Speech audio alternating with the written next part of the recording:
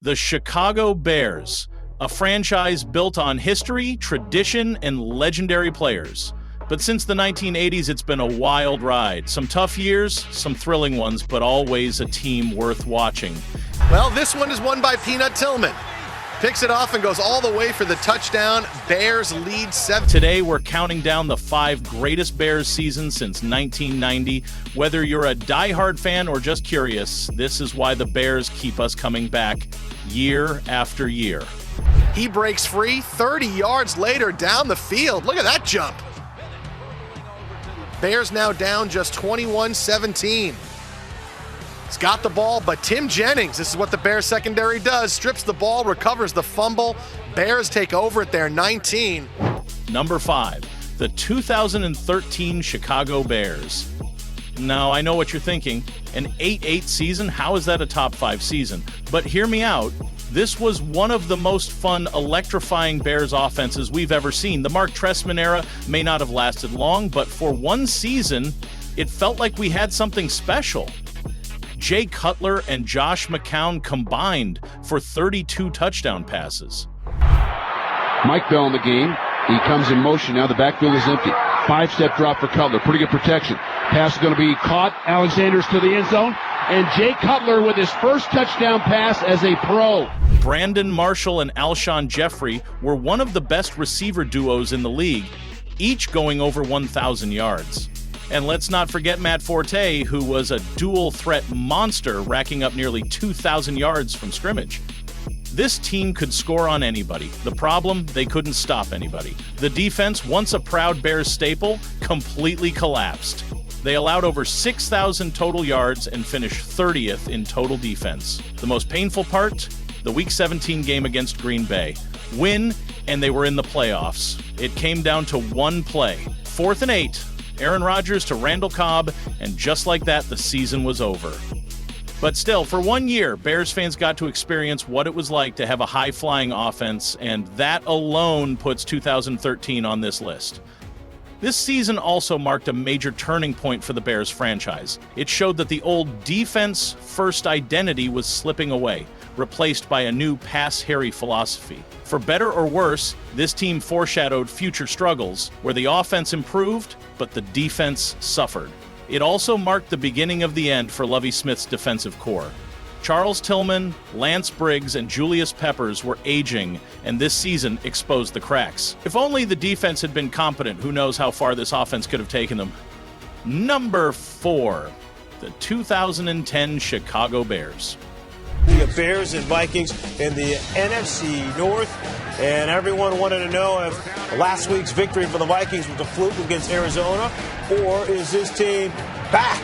Bears down 3-0. Jay Cutler rolling out, buys some time, and Cutler finds Johnny Knox. This is what he can do now. He leaves the pocket. He can throw any throw with his arm off balance and be accurate as anybody. 3rd and 14 now. Cutler fires it into the Greg Olsen in a triple coverage for the touchdown. This season didn't start off with a ton of hype, but Lovie Smith and company put together a really strong campaign. After starting 4-3, the Bears went on a tear, winning 7 of their last 8 games to finish 11-5. They won the NFC North and earned a first-round bye. The defense, led by Brian Urlacher, Lance Briggs, and Julius Peppers, was dominant. The offense wasn't great, but it was good enough, with Jay Cutler leading the way. The Bears beat the Seattle Seahawks in the divisional round, setting up a dream matchup in the NFC Championship game, Bears vs. Packers in Chicago, with a Super Bowl trip on the line. Then, heartbreak. Cutler gets injured, Caleb Hane steps in, and despite a valiant effort, the Bears fall short.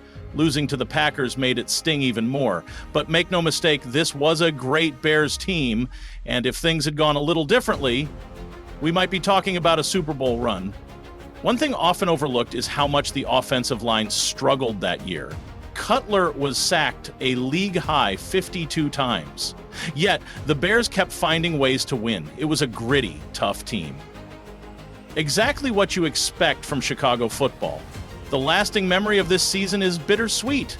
On one hand, they were 1 game away from the Super Bowl. On the other, they lost to Green Bay. What could have been? Another major storyline from this season was the arrival of Julius Peppers. His impact on the defense was immediate, giving the Bears one of the best pass rushes in the league. His presence freed up other players, making the entire unit more dangerous. Additionally, Devin Hester re-established himself as the best return man in football, setting records and swinging games with his special teams magic. This was a complete team, just not quite complete enough to win it all. Number 3, the 2018 Chicago Bears. This was the season that brought Bears fans back to life. After years of mediocrity, the Bears finally had a team that felt like a contender. The biggest reason? The defense. Led by newly acquired superstar Khalil Mack, the Bears had one of the best defenses in the league. They terrorized quarterbacks, forced turnovers, and made life miserable for opposing offenses. The team finished 12-4, won the NFC North, and had all the momentum heading into the playoffs. Then, the double doink. Cody Parkey's infamous missed field goal against the Eagles in the wild card round is what most people remember from this season, but let's not forget how dominant this team was. Mitchell Trubisky had the best season of his career. He wasn't elite, but he made plays when it mattered. The offense was innovative under Matt Nagy, and the defense was legendary. 2018 felt like the start of something big. Unfortunately, it wasn't. The Bears failed to build on this success, and the following years were disappointing. But for one season, Chicago football was back. Number 2, the 2001 Chicago Bears. In 2001, a sleeping giant awoke in Chicago. In their final season at Old Soldier Field, the Bears added an unforgettable chapter to their storied legacy with a season-long bash beneath the colonnades. What a party! Right here! What a party! Right here! What a party! Right here! Get this thing jumped out there! In the final season of the NFC Central Division, the Bears reached for the prize. Down the stairs! Booker's got it! For the touchdown! And never let go. He wanted that end zone. Led by a core of young stars, the Bears heralded a new era of Chicago football with the third greatest single-season turnaround in NFL history. Anthony Thomas was rolling thunder right there. They stormed through 13 wins in a season-long game of Can You Top This? Playmakers take over a football game. Catch it! Yes! Yes! Yes! I don't know how he did it, but he caught it. Oh, my goodness. Coming into the season, nobody expected much from this team. The Bears had been stuck in mediocrity for years, and with Jim Miller and Shane Matthews at quarterback, expectations were low. But what happened next was pure magic.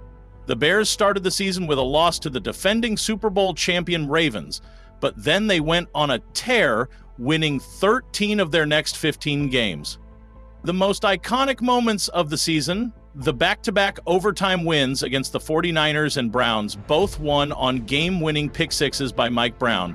It felt like destiny. The Bears finished 13-3 and had a first-round bye in the playoffs. Unfortunately, the run ended quickly with a loss to the Eagles, but that doesn't take away from the incredible ride this team gave us. This team was built on a strong defense, opportunistic play, and a bit of luck. Dick Joron's squad wasn't loaded with superstars, but they played as a unit. The defense, led by Brian Urlacher, was relentless, and the offense did just enough to keep winning. The Bears hadn't seen a season like this in years, and even though it didn't end in a title, it reminded Chicago fans what a winning team looked like. Number 1, the 2006 Chicago Bears. The Bears and the Colts preparing for Super Bowl 41. One game, one dream, one team. There's not a player on the sidelines that didn't have this dream. Everything you've been praying for since you've been yee-haw. After 21 years, the Chicago Bears were back on football's greatest stage.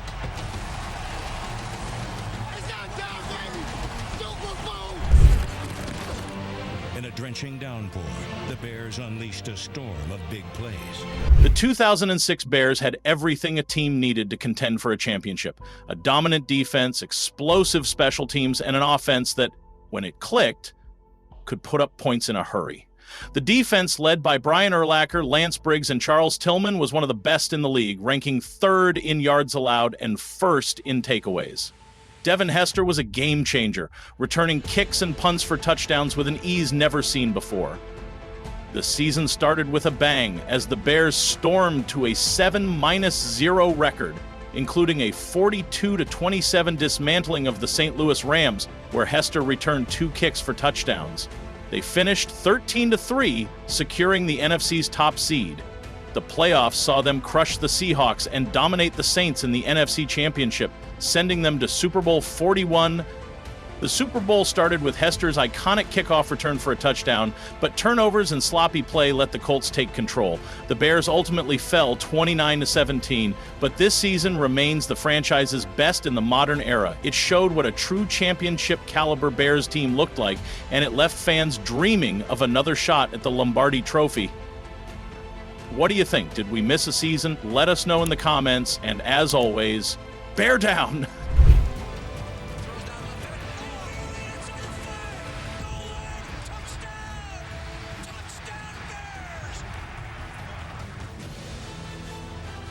Chicago overwhelmed the Saints and won 39-14.